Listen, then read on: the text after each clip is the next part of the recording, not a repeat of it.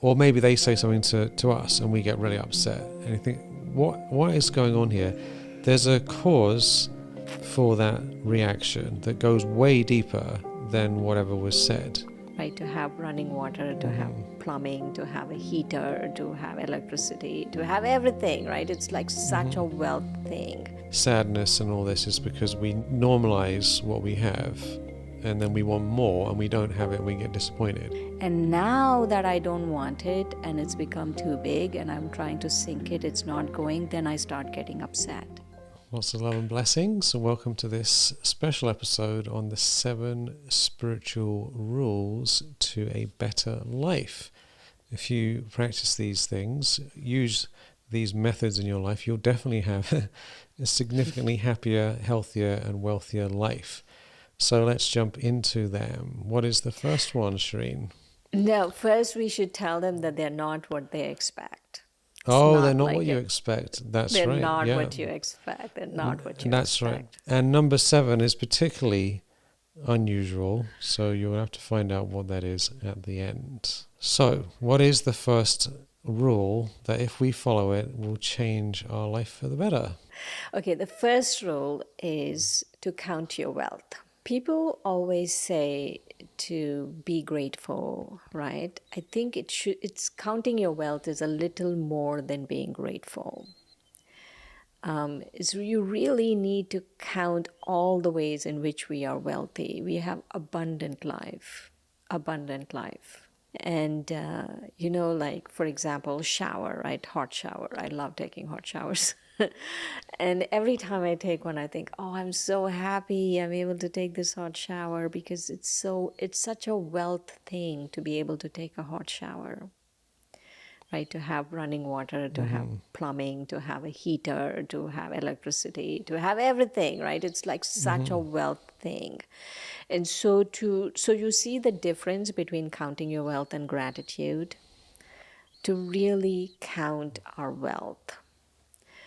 I think that's important. That's number one. Count our wealth. Count your wealth. Yeah. And one way of doing that is to imagine everything that you have is taken away. So you haven't got anything at all. No hot water, no electricity, no money, nothing, no car, nothing, no clothes. And then you imagine getting them back again. Then you realize how wealthy you are. You're like, oh, wow, look, I've got a glass of water here, and I've got a cell phone, and I've got some, all this stuff that we take for granted. So we bring it back to zero, and then allow ourselves to return that back to us as if we got it for the first time. Right. Like even 100 years ago, right? Even 100 years ago, people didn't have all of this. Like when I load the dishwasher, I think people didn't have that. Now I don't use any dish that doesn't go into the dishwasher. If it's not going into the dishwasher, no using it. So it's so important. And I'm just talking about physical things, of course, but there are many spiritual things. There are many people that are really blessings in our life. So we really need to count our wealth. That's one. If we do that, then we won't be depressed, because a lot of the sadness and all this is because we normalize what we have, and then we want more and we don't have it and we get disappointed. But if we take it all away and get it back, then we realize we're already wealthy, and that's brings us a lot of joy. Right. But also what happens is we do a lot of comparison.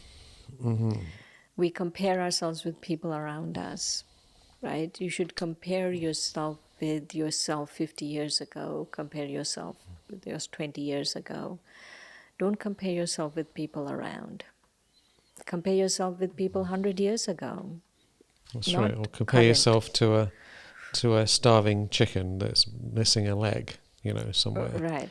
And you're like, well, compared to a dying chicken, I'm doing really, really well. I mean, I'm just saying we need to have, like, imagine you have nothing and you get it back. It makes a big difference. This comparison thing, it normalizes everything and says, yeah, even though I have everything, it doesn't count at all because so-and-so has a nicer car than me and has more followers on Instagram or whatever it is these days. So this is a big deal. Just that one rule of life will improve everything straight off the bat. The second one is to empower yourself before you do anything else in the day. This is such an important thing. On the few days where I don't do this, because I have to run off early in the morning or something, I really notice a difference. It's a game-changing, life-changing difference between getting up, taking time for our practices and meditation, thinking about what we want to do, getting enough rest, really looking after ourselves so we're in a good place and we know what we want. We have a list of our goals and visions and meditation and study, all these things that make us feel good, whatever it is for you. Do that first before you try and tackle the world and get on with other stuff. I'm sure most people listening to this do this anyway, but if you're not doing it, then it will completely change your life. And if you are doing it, you could probably do it a little bit more, or a bit more consciously, and then it'll be even better. Because sometimes our morning routines can become like standard fare. Same. But if we can infuse a bit more life into it and take it a little bit more seriously and really think, what are the key things that make me feel really, really good before I do anything else? Before you check the phone, you want to make sure you look after yourself.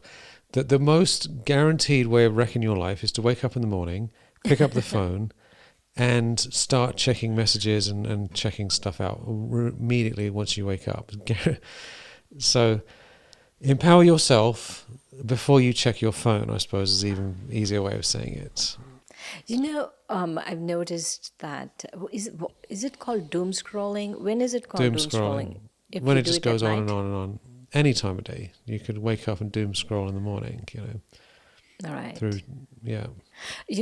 For many days, I even forget that my phone is on airplane mode. I go about my day and then I realize, because the night before I put it on airplane mode and I forget that it's on airplane mode. And then I go about the day and I'm thinking, the phone didn't ring.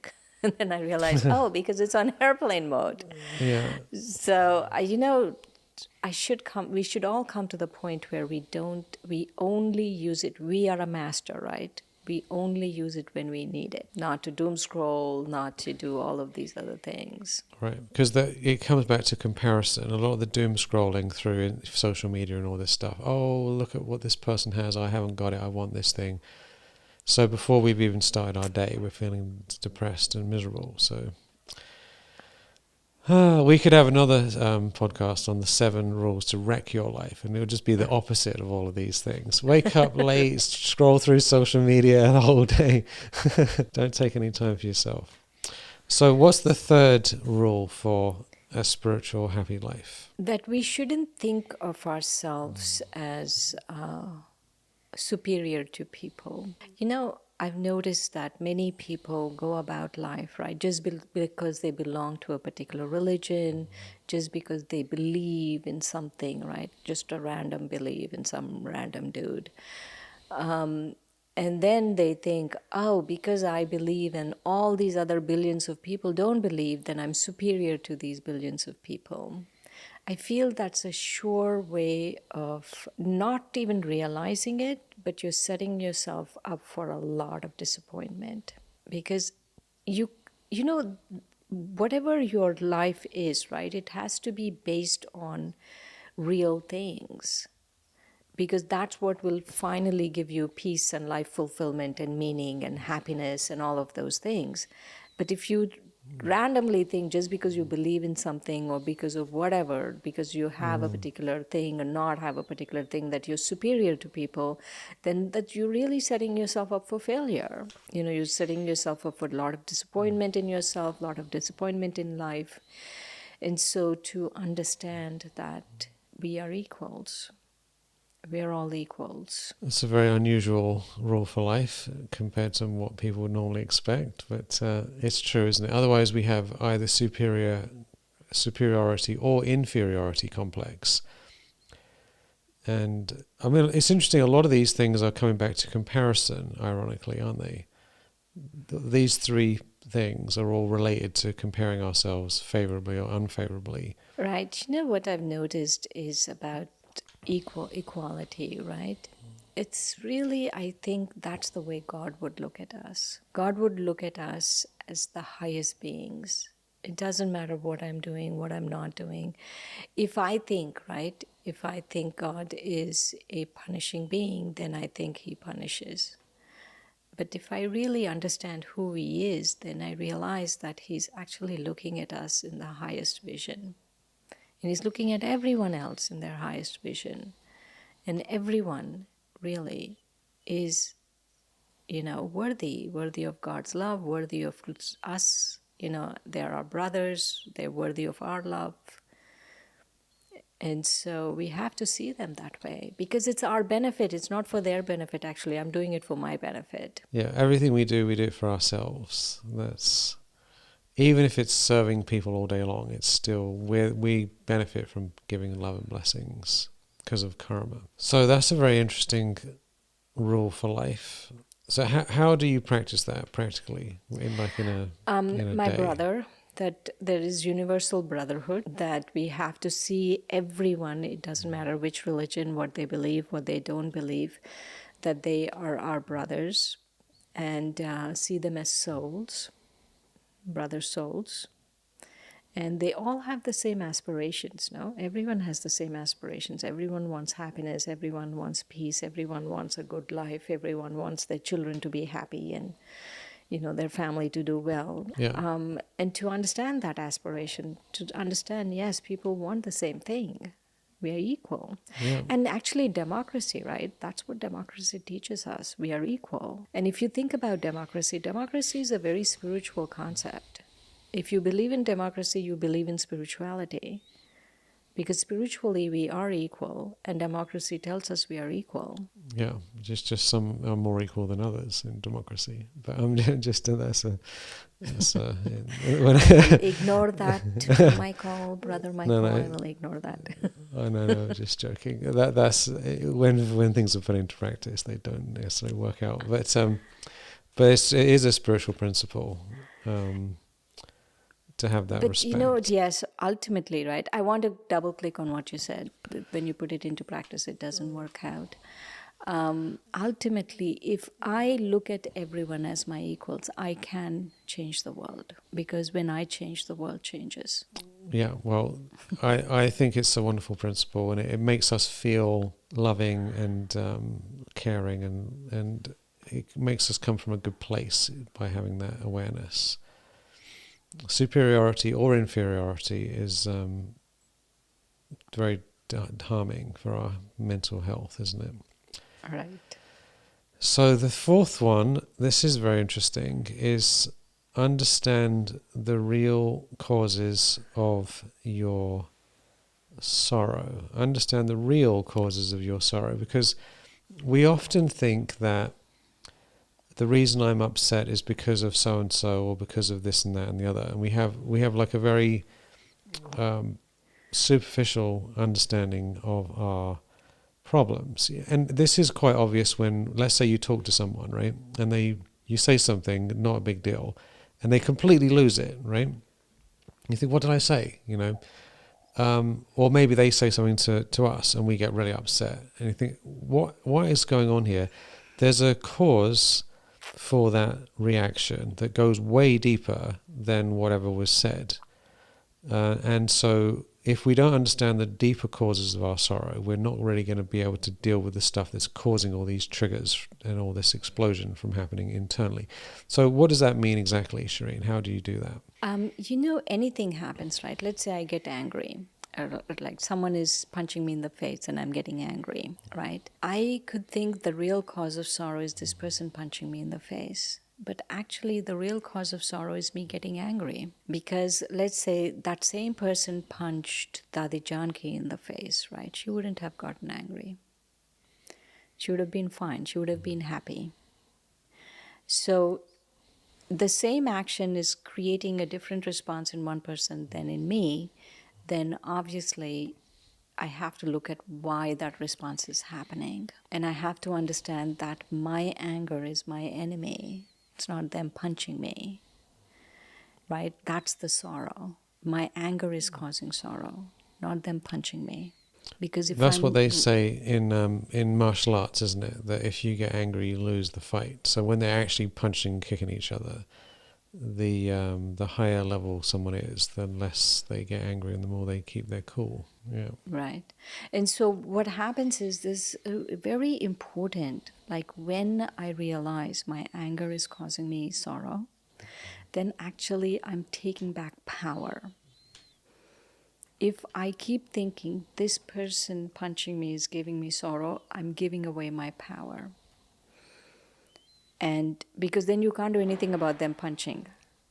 Then you cannot do anything about them punching. And so we have to understand that anything anyone does is whatever is inside is coming out, and my own negativity, my own demons, my own whatever, right? All of those, that's causing me sorrow. And when I take ownership of that, then I start receiving power. Then I can actually make changes. Isn't that wonderful? Yeah. What's the actual issue here? Because it's very easy for us to just say, okay, I'm feeling upset because of this person. But then they might go away and another person comes and then I'm feeling upset because of this other person. And what's the common denominator here? It's me, isn't it?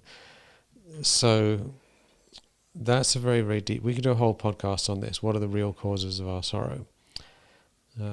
But just to take away from this is when we get upset to think what is really going on here, and it probably isn't what we think.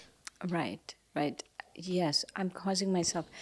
I am my own worst enemy and my own best friend, right? No one can cause as much sorrow to me as I can cause for myself. If you think someone is causing you sorrow, you're just giving them permission to cause you sorrow. Stop giving them permission and it won't happen. What a relief. These are very high level spiritual practices. So the fifth one is remember who you are. And another way of saying that is to recognize that you are different from your body, separate from the body. This is bodiless soul. This is a very important thing because almost all of our sorrow actually comes down to attachment to the body, doesn't it? Right. Today, our spiritual lesson was that, right? Where at the spiritual lesson, it was said that the most important subject is to understand you're a soul, to consider yourself to be a soul. That's the most important spiritual lesson. And I've been thinking about it. Maybe that's the most important piece of information I ever got. Yeah. Ever. Right? That I'm a soul. All my life, in all my lives, the most important piece of information I've received from anyone, okay, I've received this from God, is that I am a soul. I'm an eternal soul. And no What a wonder relief. it's so important. Yeah, I mean, it changes everything, doesn't it? It's the big paradigm shift. Because then we realize I'm not this body and I'm not this character in the body either, and I'm not stuck in this world. Because all of our problems are to do with the body or the world, aren't they, basically? Either this body's having some issues, hot, too cold, physical pain, whatever, or the world around us is causing some issues. I suppose the mind can cause problems as well, obviously. But the mind calms down when you consider yourself to be a soul. There is a method to calm down the mind, right? Which is a totally different podcast. We can totally get How do into you this. calm the mind? Yeah. Right. But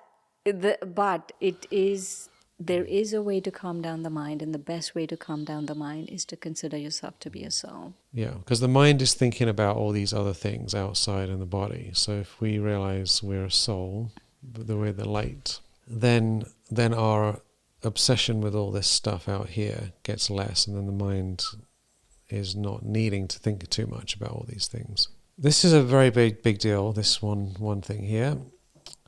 And what the next one, because we're going through these 7, we don't want to spend too long on each one of them. Number 6 is receiving power and love from God, from the One.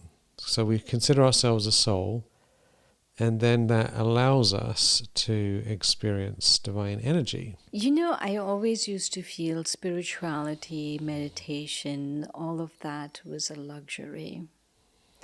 Right now, it's a necessity. Having a relationship with God is a necessity. How are people surviving without it? I don't know. But not only just any relationship, right? To really see God as the highest, the most highest being there can be, like the highest conception of a being, that is God. Right? If you think God is angry, that's not the highest conception, because I know a lot of human beings who don't have anger. So God will definitely not have anger. And so we have to see God as the highest conception and have that connection with this highest conception of God, because whatever your projection of God is, right? You know, in the Bible, it talks about God creating us in His image. But actually, we make the mistake of creating God in our image, right? I'm angry, so God's angry, whatever.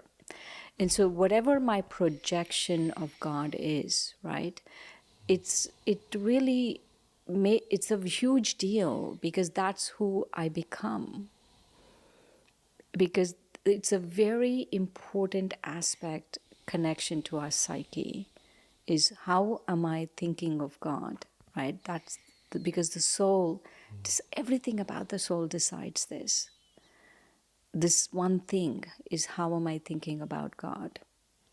So my whole life is based on this. And so if I project God to be this just another human being who gets angry, who's fearful, I have to fear, blah, blah, blah, then I'm really shortchanging myself. If you want your life to be happy, you want a really good life, then have the highest conception of God and connect with God on that very high level. And then we receive power and love, which Absolutely. we need, because otherwise we're trying to get from things that are very transient and they're unreliable, and then we get upset about the fact that we can't get what we want because we're going after it in places where we can't rely on it. So that's one of the most important things. God is stable and reliable, whereas everything else isn't really. Even the weather isn't reliable. You know, the internet's not reliable. Electricity's not reliable, really, 100%. You might go to the store and they don't have your favorite stuff, and you might call someone and they're not available. You know, everything is not reliable. Even the body, right? Oh, it's happy and healthy, and then it has some illness, gets sick. So thank goodness, thank God that there is someone who is genuinely reliable and stable amidst all the chaos. Aren't we blessed? And so, what's the last one? The last one is stop Last one is breathing. unusual. Unusual. Stop. Unusual is, right, stop creating dolls. So, you know, in India, I don't want to upset anyone, but they do a lot of devotion, where they create idols and then they worship the idols and then they sink the idols. I have no problem with it. I'm just right off the bat. I grew up that way. I grew up doing Ganesh and all of that stuff. No problem. But I know a lot of people who say, oh, but that's so not good. That's idol worship. That's not, whatever, right? And then, but I feel every one of us, everywhere, are doing some form of idol worship. For example, let's say anxiety, right? And I want you to think of anxiety as a doll or an idol. So you have created in your head this anxiety. Then you worship this anxiety. And then now, at some point, it's become too big, and now you're trying to sink that anxiety, right? You're trying to get rid of that anxiety. What we are not realizing is that every day, whatever I'm upset about, whatever is going on with me, I'm the one who created that. I created that doll in my head. I created that idol in my head, and I worship that. And now that I don't want it and it's become too big and I'm trying to sink it, it's not going, then I start getting upset. But you have to realize how powerful you are, and you have to stop giving life to these things. For example, anxiety, stop giving life to it. You are a powerful being. You are a powerful, powerful soul. And as a powerful soul, you can decide not to breathe life into that and then worship it and then sink it and do all of those things. It could go for anything, right? It could be for jealousy, it could be for comparison, it could be for anything. Sports. Sports, yes. Yeah, it could be. I mean, it's like everything's fun and games when you're detached. When we're like in a spiritual state, we can see everything as like a game of life. But when we're not in that state, we keep giving energy to all these different things, and then they become monsters, really, and then they start being unreliable. And then we get very upset about it, and so we're the ones who caused the issue by making a big deal about it. Because that's really what's happening, isn't it? We're the ones. Everything's just neutral, really, in many ways. But we're breathing life into it, making a big deal about things, and the longer we do that for, the bigger it gets, and the harder it is to get out of it on the other side. The seventh rule of life, you could say, is understand your power. Understand who you are. Understand how you're breathing life into things. Understand you're the one who can just deflate that balloon very quickly. You can do it. And no one else can do it for you, right? You can go to therapy, you can do all of these things. Ultimately, you have to do the work. There's no way around doing the work, unfortunately. We can try and outsource it to someone else, but we have to look at this stuff and say, where am I giving my energy? Where am I giving my power away? And it doesn't have to be, because someone else doesn't get upset about the same thing. So we know that it's not just because it's there. Right, absolutely. One person gets, like, I remember I had someone came around here a couple of years ago for just for a chat, and we had something to eat outside, and he was like, we're having such a great conversation, and he was like, I need to get going because the basketball is on, right? Which is fine, like I didn't mind, but you could tell like he just had to have his basketball fix. I'm not saying there's anything wrong with it, but his wife didn't want to leave, right? And so and he didn't really want to leave either, but it's kind of like it wasn't like the final or anything. It was just one of the many games. But because that he breathed so much life into that, he couldn't decide what to do with his day. It had to be the game.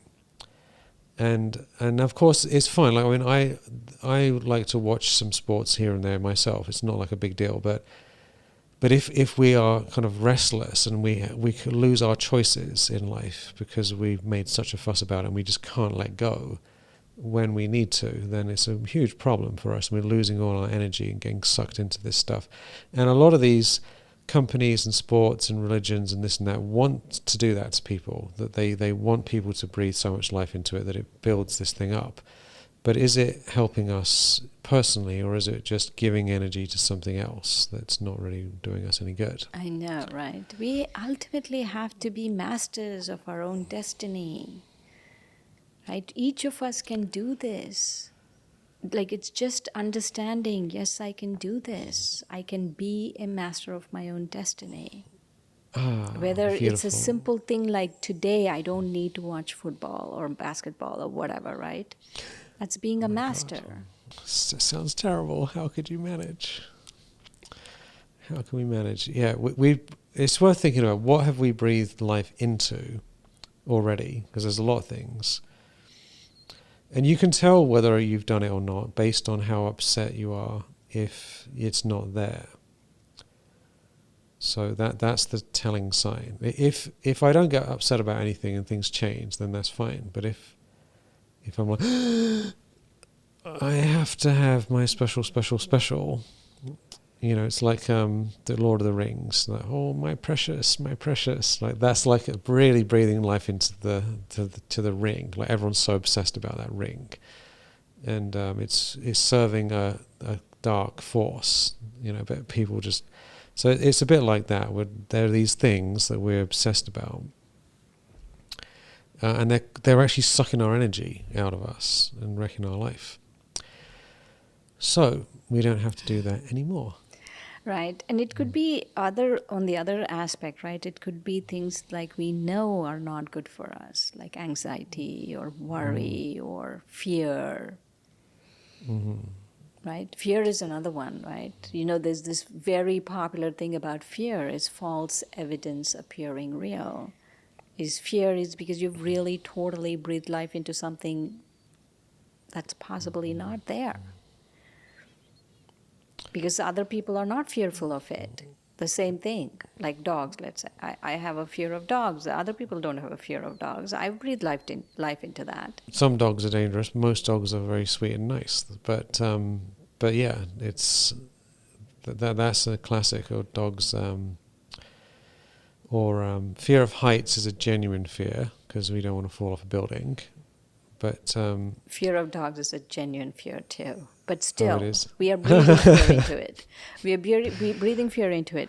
We are breathing life into it, right? Let's say fear of heights. There are many people who go up on heights and they're not fearful because they are things in place. It's not like you're going up on a height to fall off. Yeah, no, Right. I like heights. I like going up high, and even when I'm hiking. But I'm also aware that I could fall off and kill myself. So there's like a. But fear of bears is, I think, a very reasonable fear.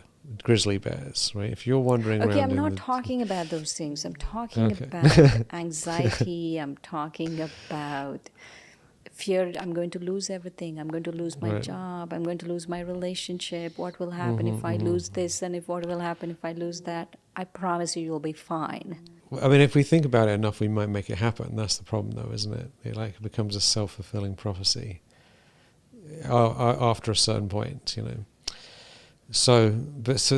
this is the problem, isn't it? We breathe life into things, and then it starts getting out of hand, and then it becomes such a big deal, and it might end up even happening after all that because it's once it's got a certain amount of energy, it's off. We've lost ourselves in that whole thing.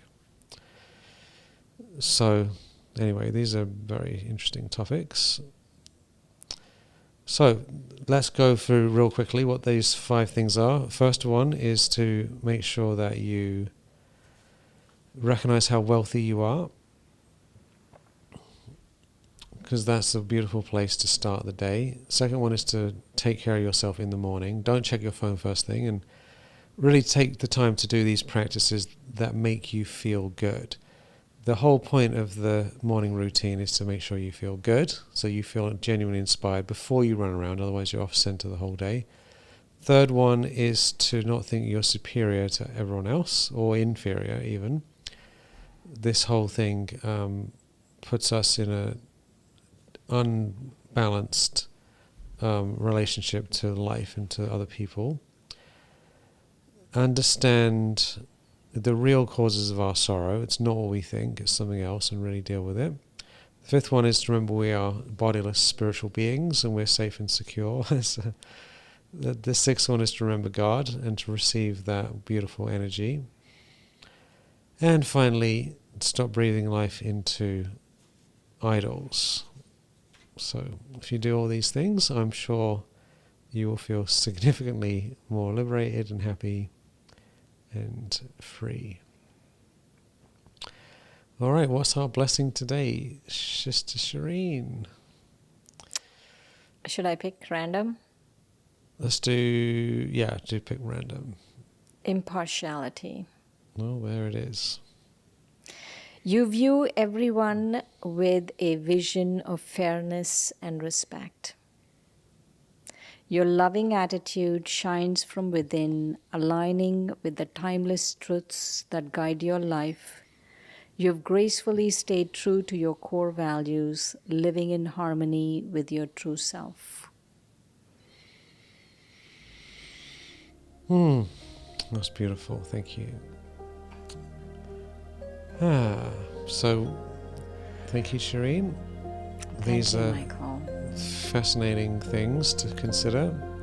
I know, they're unusual. they're unusual, and just, you know, if everyone listening, just think of one of them that you maybe haven't thought much about that you could use in your life, because there are rules of life, and if we're aligned with them, our whole life gets better, less stressful and more relaxed. Talk to you next time. Lots of love. Om Many Shanti. blessings.